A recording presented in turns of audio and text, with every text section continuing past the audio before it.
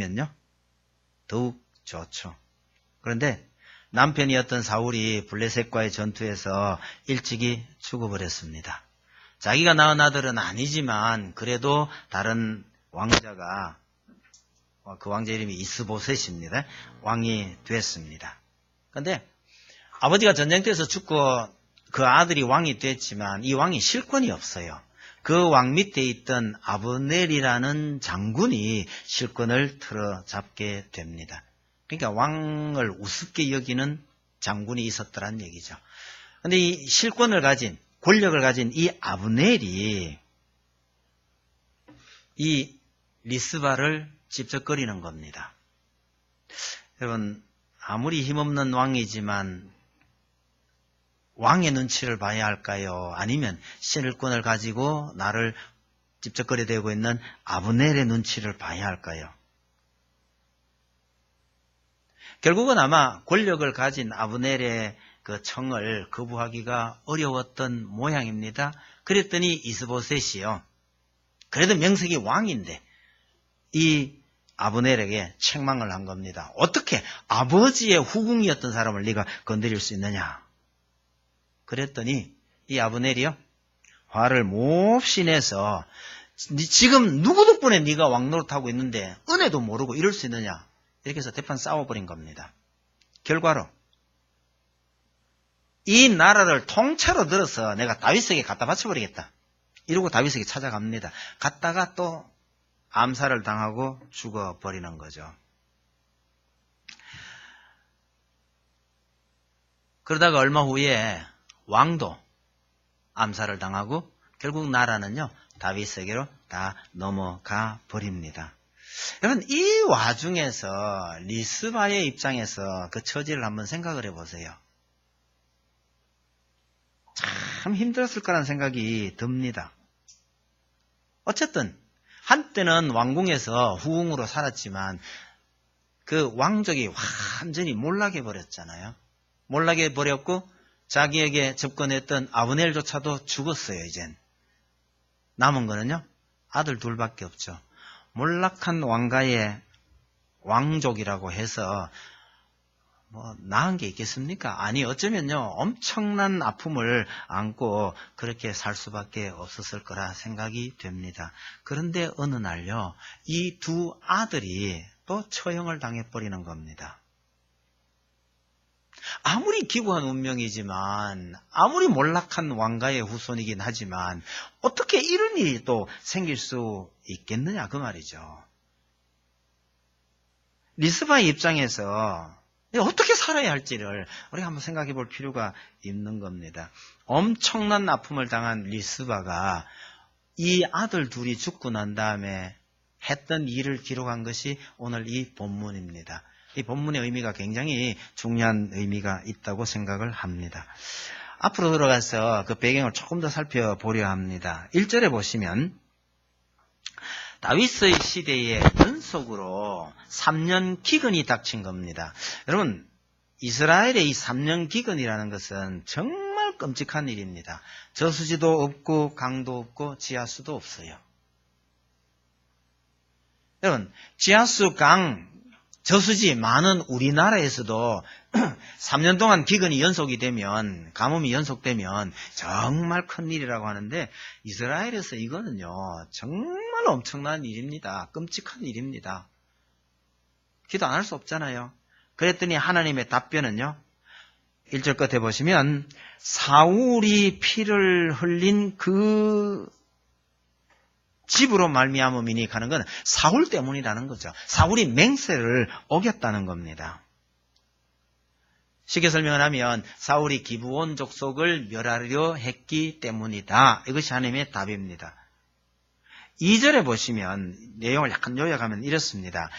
전에 맹세했는데 하나님의 이름으로 맹세를 했는데 그 맹세를 사울이 어겼다는 거예요. 여러분, 한 500년 전쯤에요 여호수아가 가나안 전쟁을 시작할 때에 이 기브온 족속들이 이스라엘 사람들을 속인 겁니다. 사실은 그 근처에 살고 있으면서도요 멀리 살고 있는 것처럼 꾸미고 와서 우리 먼 곳에 있으니까 조약을 맺어서 우리를 치지 않겠다고 약속해 주세요. 이래서 이스라엘 백성들이 하나님께 묻지 아니하고 그렇게 살리겠다고 맹세를 했던 바로 그 민족입니다. 나중에 알고서는 후회를 했지만 어쩔 수 없어요. 하나님의 이름으로 살리겠다고 맹세했으니. 그래서 나무 패는 자와 물 깃는 자로 이들을 썼죠. 그러니까 이들이 이스라엘 민족 속에 살아남았어요. 남았지만 오늘날 식으로 얘기한다면 좀 하층민이 돼서 살고 있었더라는 얘기입니다. 사울의 입장에서 보면 이 기브온 족속들은요, 별 볼 일 없는 천민들이에요. 이 자식들이 옛날 우리 조상들을 속여가지고 여기 살아남았단 말이지. 뭐 이런 생각을 가지고 있는 겁니다. 근데 하나님께서 보시기에는요, 사람 눈에 아무리 천한 민족이라 할지라도 하나님 눈에는 뭐만 보이느냐면 하나님의 이름으로 맹세했던 그 민족이에요. 하나님의 이름으로 맹세했으니 이 반드시 지켜야 하는데 사울이 이 기브온 족속을 멸하려고 했던 겁니다. 왜 그랬을까요? 처음에는 사울이 하나님께서 세우셨으니까 이스라엘 백성들에게 있어서 분명히 정통성이 있는 지도자였지만 언젠가부터 하나님께서 사울을 버리셨어요. 다시 말하면 왕으로서의 정통성이 없는 겁니다. 자기에게 정통성이 없다, 자신이 없으면 백성들의 지지도를 높이기 위해서 엉뚱한 짓을 하게 되는데 엉뚱한 사람을 희생양으로 몰아갔다는 얘기죠. 이럴 때는 주로 힘없고 약한 무리들이 그 대상이 됩니다. 네로가 자기에게 닥쳐오는 엄청난 비난을 피하기 위해서 기독교인들을 희생양으로 삼았던 적이 있었죠. 일본에서 엄청난 지진이 일어났을 때, 소위 말하는 그 관동 대지진 때요, 한국인들이 애꿎게 많이 희생이 됐습니다. 힘없고 약한 민족은 정상적일 때는 상관없지만 나라에 위기가 닥치거나 문제가 생기면 이 억울하게 당하는 경우가 참 많습니다. 약한 민족을 이렇게 억울하게 취급하는 것이 꼭 남의 일만은 아니더라는 사실을 우리는 좀 기억을 할 필요가 있는 듯 합니다. 여러분, 우리 주변에 외국인들 그리 많지 않죠? 그러나 지금 교회들마다 이 외국인들 참 많이 있습니다. 학교들도 참 많은 것 같고요. 근데 가끔은 우리나라 사람들도 외국에서 한국에 들어와 있는 사람들을 얕잡아 보거나 함부로 대하는 것을 참 많이 보게 됩니다.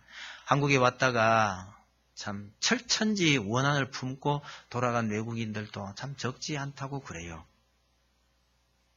혹시나 여러분 주변에 이런 분들 대하실 수 있거든, 외국인들하고 함부로 그렇게 대하는 일은 없어야 할 듯 합니다. 그 문제는 접어놓고 또 넘어갑시다. 여러분, 사울 왕이 진심으로 관심을 가져야 했던 것은 그런 어떤 엉뚱한 애국심이 아니에요.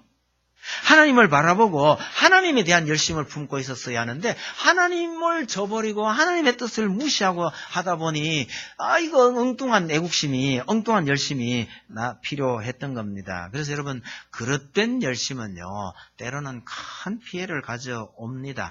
가만히 있으면 도와주는 긴데요, 괜히 일 벌여서 남을 힘들게 하는 경우가 참 많아요.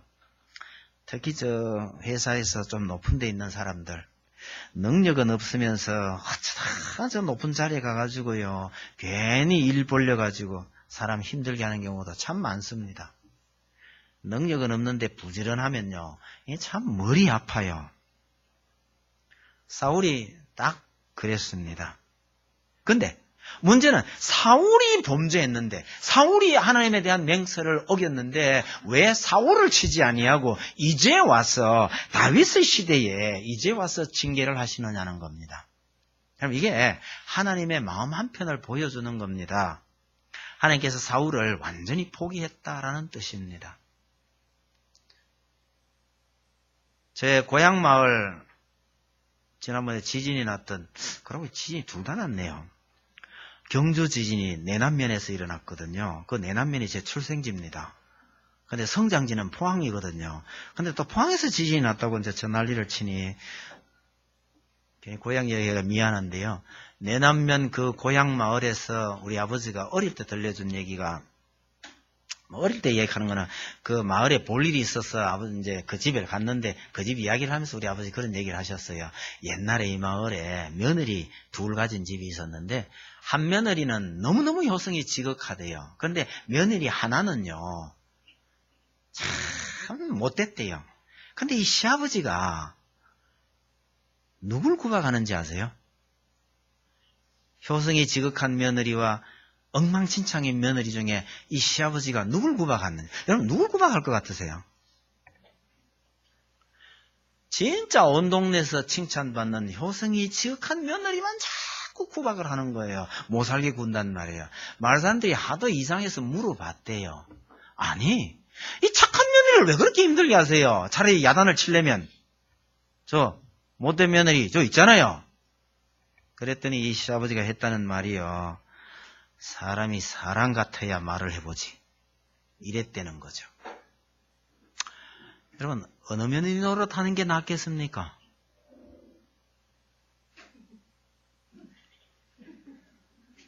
결론이 이상하게 돌아가는데요.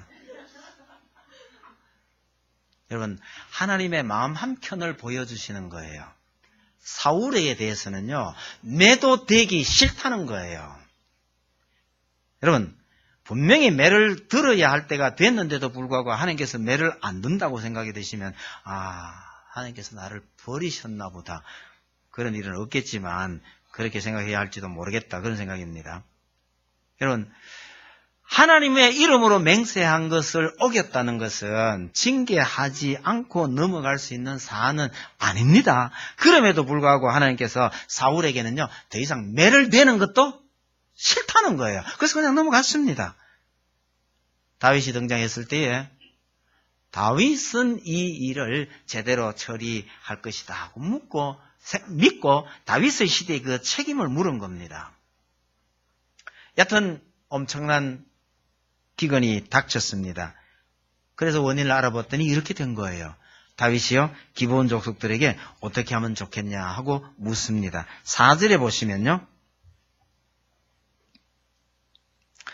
사울과 그의 집과 우리 사이의 문제는 은금에 있지 아니하오며 또 이스라엘 가운데서 사람을 죽이는 문제는 우리에게 있지 아니하니이다 하니라. 쉽게 말해서요, 사람을 죽여서 이 원한을 풀어야 되겠는데 사람을 죽일 권한이 우리에게 없고 이 문제는 돈으로 해결할 수 있는 문제도 아닙니다. 결국은 뭐냐? 사울의 자손 7을 달라 그들을 죽이겠다, 이 얘기입니다. 결과적으로요, 다윗이 사울의 후손 7명을 골라냅니다. 그 중에 2명이 오늘 본문에 등장하는 이 리스바의 아들이에요. 나머지 5명은요, 메랍의 아들인데 오늘 본문에서 설명하고 싶진 않습니다만 좀 관련이 있어요. 이 메랍이 원래 그 사울의 장녀였거든요. 예전에 사울이 다윗을 죽이게 하려는 미끼로 이 메랍을 쓴 적이 있습니다. 그런데 다윗이 사울의 요구 조건을 다 완수한 후에도요, 예의상 아마 거절했는 것 아닐까 싶은데 메랍도 싫었던 모양이죠. 그래서 사울이 다른 사람에게 시집을 보내버렸는데 그 메랍이 낳은 아들 5입니다. 그리고 아야의 딸 리스바의 아들 2, 이 7명을 기브온 족속들에게 넘겨주고 처형당하게 한 겁니다. 어디에서 처형을 했는가 하면요, 6절에 보시면 사울의 고을 기브아에서란 표현이 나옵니다. 사울의 고향 마을에서 사울의 후손을 죽이겠다는 거예요. 여러분, 사울의 고향 사람들의 마음은 어떠할까요? 다윗이 왕의 자리를 탐낸 게 아니었잖아요. 사울을 죽이려고 한 적이 단 한 번도 없었잖아요.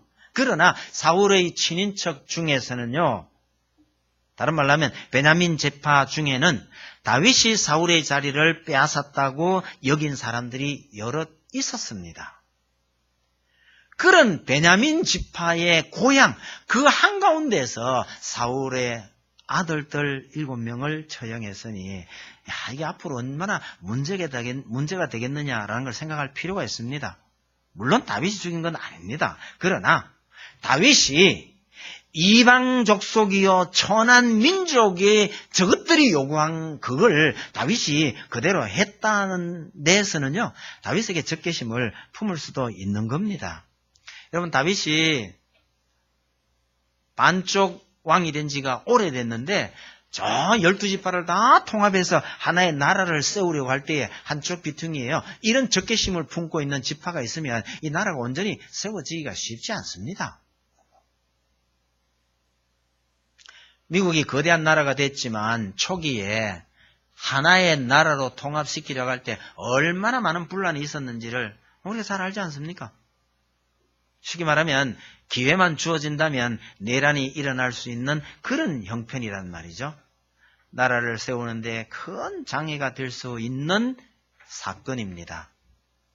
그런데 이 일에 대해서 리스바가 어떻게 초신을 했느냐에 따라서요, 결과적으로 리스바의 이 행위가 베냐민 지파의 적개심을 완전히 녹여버렸습니다.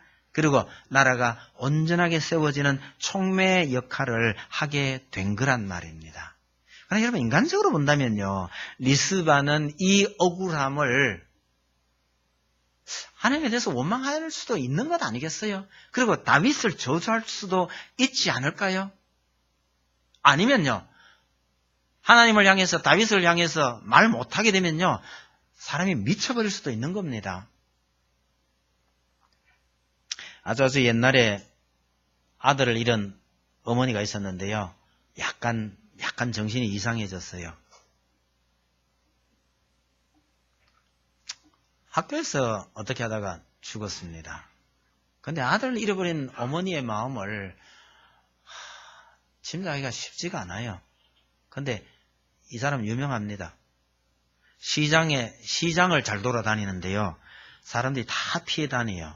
붙들리기만 붙들리면요, 이 손을 빼지를 못해요. 웬 여자가 힘이 그렇게 센지 몰라요. 지나가다 사람 건들리면요, 딱 잡아요. 뭐라 그런지 아세요? 내 아들 살려내라 이렇게 합니다. 근데 이 팔을 빼지를 못해요. 힘이 어찌나 센지.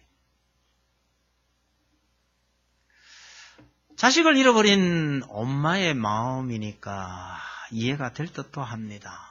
근데 리스바는 어떻게 했나 보세요. 10절에요. 아야의 딸 리스바가 굵은 배를 가져다가 자기를 위하여 바위에 펴고 곡식배기 시작할 때부터 하늘에서 비가 시체에 쏟아지기까지 그 시체는 낮에는 공중에 새가 앉지 못하게 하고 밤에는 들짐승이 범하지 못하게 한지라. 굵은 배를 가져다가 바위에 깔고 밤낮으로 시체를 지켰다는 겁니다. 여러분, 이스라엘에서는요, 죽을 죄를 짓고 나무에 달려 죽더라도, 이 가장 혹독한 죽음입니다. 설령 그렇게 죽더라도 당일에 장사를 지내도록 율법에 명시가 되어 있습니다.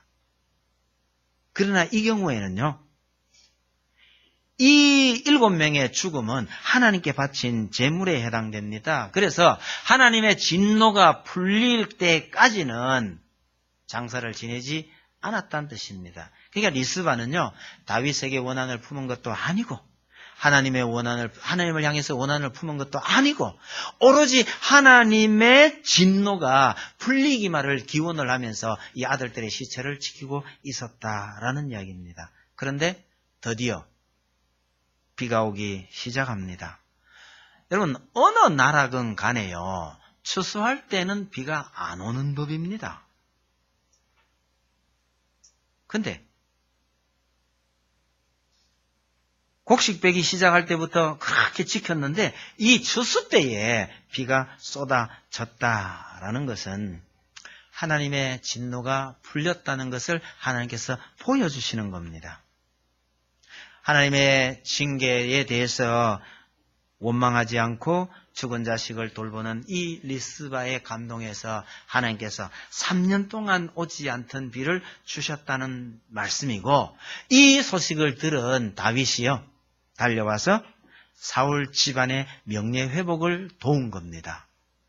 죽은 이 7명만 문제가 아니고 그 전에 죽었던 사울과 요나단의 죽음까지 포함해서 장례를 다시 치르게 됩니다. 사울과 요나단이 길보아에서 죽은 건 이미 오래됐습니다.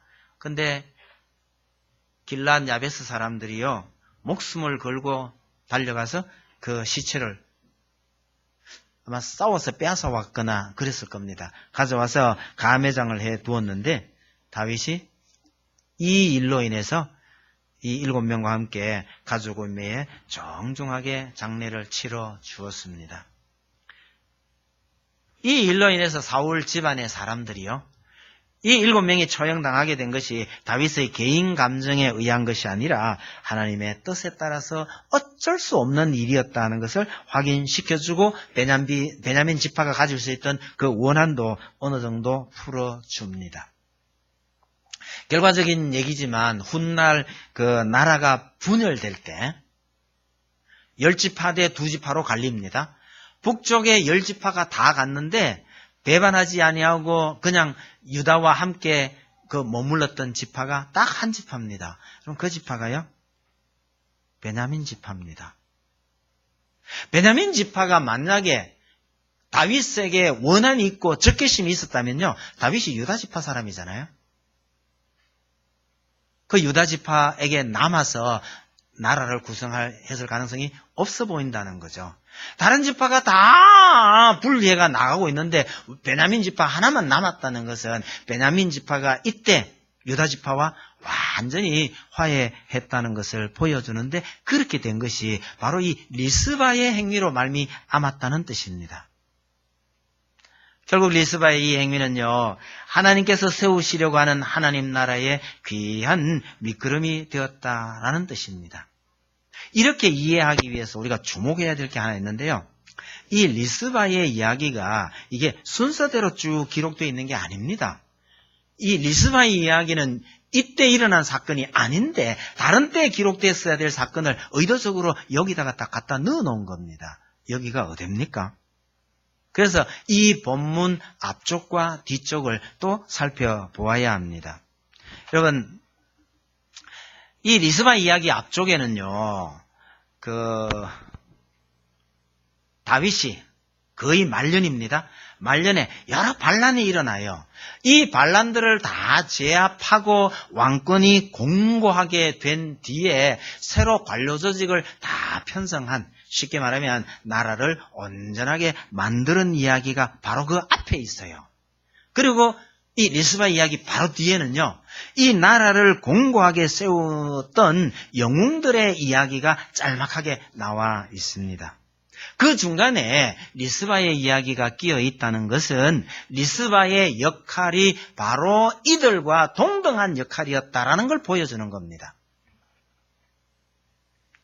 의도적으로 다윗이 나라를 탄탄하게 세우는 그 이야기들 속에 리스바 이야기를 끼워 놨다는 것은요, 리스바도 다른 유명한 장수들과 마찬가지로 나라를 튼튼하게 세우는데 일조했다고 평가한다는 뜻입니다. 그럼 달리 보면 리스바 역시도 개국 공신의 대우를 하고 있는 셈이죠. 여러분, 개인적으로 본다면 엄청난 비극을 겪으면서 그 가운데서도요, 하나님의 진노가 풀리기만을 바랐던 이 리스바의 행위는 다른 영웅들의 활약과 동일하게 취급이 됐다라는 뜻입니다. 여러분, 오늘날 우리는 너무 쉽게 아이고 내 팔자야 뭐 이런 소리 잘 합니다. 우리의 삶이 아무리 힘들고 어렵다 해도요, 아니 정말 내가 왜 이렇게 기구한 인생을 타고났느냐라고 한다고 해도 리스바만큼 험악하지는 않을 겁니다. 왜요? 오늘 우리가 얼마나 좋은 시절에 태어났는지 모릅니다. 감사할 것이 얼마나 많은지 모릅니다. 여러분, 전 고대에 태어나지 아니하고 오늘날 현대에 태어났다는 것이 참 감사해요. 저는 역사 드라마라고 그러니까 잘 안 봅니다. 보면 자꾸 끔찍해요. 내가 저 시리즈 태어났으면 전투하는 장면 보면요. 눈 뜨고 보기가 어려워요, 저는요. 그래서 저 역사 드라마 잘 안 봅니다. 내가 저 시대에 태어났으면 얼마나 힘들었을까. 여러분, 남한 땅에서 태어난 게 얼마나 감사한지 아시죠? 북한 땅에서 태어난 사람들의 이야기요. 눈물이 납니다. 그럴 때마다 이 남한 땅에서 태어난 거 너무너무 감사해요. 좋은 얘기입니다만은 서울시민교회가 장애인 사역을 참 열심히 합니다. 장애인, 그 교회 출석하는 장애인들이 어쨌든 100명이 넘어요. 장애인 70명이 모이면 그들을 돌봐야 하는 정상인이 100명 넘게 모여요. 그래서 장애인 부서 예배하는데 혹시 도우러 가면요. 얼마나 사람들이 많은지 모릅니다. 참 감사해요. 그러면서 또 한편으로는요. 내가 저런 장애를 갖고 있지 않음이 얼마나 감사한지 모릅니다. 그럼 집에서 말썽 부리는 아이들요. 이런 장애인들 돕는 사역에 봉사활동 좀 보내면요. 웬만하면 다 바뀝니다. 오늘 이 시대에 이 남한 땅에서 아무런 장애 없이 살고 있다는 것, 이것만 생각해도 얼마나 감사한 건지 모르는데 여러분 이런 거 감사하는 사람이 별로 없는 것 같아요. 이게 얼마나 감사하냐고 이야기를 해도요. 그걸 복이라고는 잘 못 느끼고 남한테 없는 것, 다른 사람에 비하면 나 이렇게 불행하잖아. 이것만 자꾸 크게 보고 있는 듯 합니다. 여러분 100번 양보해서 그렇게 불평불만한 충분한 이유가 있다고 하더라도요.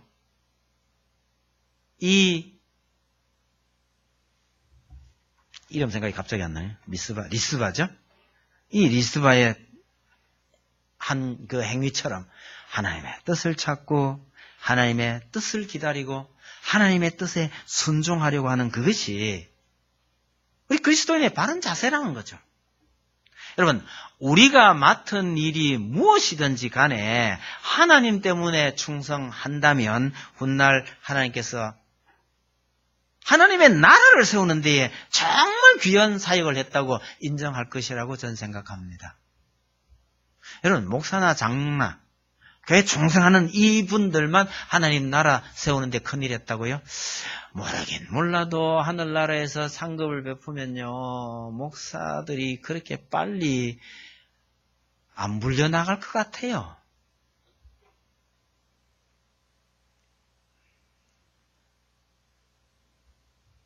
여러분들이 맡아 있는 일이 무슨 일이든 간에 왜 열심히 해야 되느냐?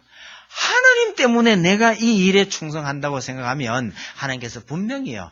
내가 하나님 나라를 세우는 데에 크게 기여했다고 칭찬하실 겁니다. 여러분, 리스바의 이 사건이 정말 위대한 영웅들의 이야기 한가운데 끼워놨다는 것은 리스바가 이 나라를 세우기 위해서 목숨을 걸었던 그런 영웅들 못지 않다고 지금 평가하고 있는 겁니다. 여러분, 우리가 하나님 나라를 세우기 위해서 해야 할 일이 무엇인가에 대해서 다시 한번 생각해 보시고 하나님께서 내게 맡기신 일에 정말 하나님 때문에 충성하시는 여러분들이 다 되시기를 바라고요.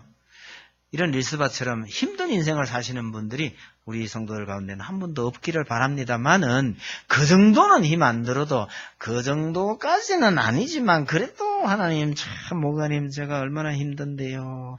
이런 생각이 혹시 들더라도 그 가운데서라도 하나님의 뜻을 찾고 하나님의 뜻을 이루기 위해서 애쓰고 힘쓰시는 여러분들이 다 되시기를 바랍니다. 찬송드립시다. 316장